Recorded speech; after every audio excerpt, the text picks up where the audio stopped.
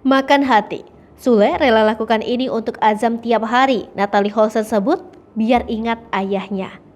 Perpisahan antara Sule dan Natalie berdampak pada Azam anak mereka. Azam yang baru berusia beberapa bulan ini harus pasrah tidak bertemu sang ayah setiap harinya usai Sule resmi bercerai dengan Natalie Holzer. Sudah tak ada harapan untuk Sule rujuk. Akhirnya hak asuh Azam jatuh pada Natalie Holzer. Berpisah dengan Sule, Azam ternyata sudah lupa pada sang ayah. Hal ini diketahui dari beberapa unggahan di kanal YouTube Sule. Pada beberapa unggahan tersebut, terlihat momen Sule mengingatkan pada Azam bahwa ia adalah ayahnya. Bahkan terkadang, usaha Sule mengingatkan pada Azam bahwa ia ayahnya pun tak direspon oleh sang anak.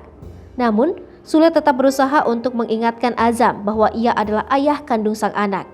Usaha Sule agar Azam ingat bahwa ia ayahnya pun diungkap oleh Natalie Holzer. Menurut Natalie, usai bercerai dari Sule, ia tidak pernah membatasi mantan suaminya untuk bertemu Azam. Bahkan baru-baru ini, Sule sempat datang ke rumah Natalie untuk menjenguk Azam yang sedang sakit. Tak hanya membagi waktunya saja, Sule ternyata setiap hari video call Azam agar sang anak ingat padanya.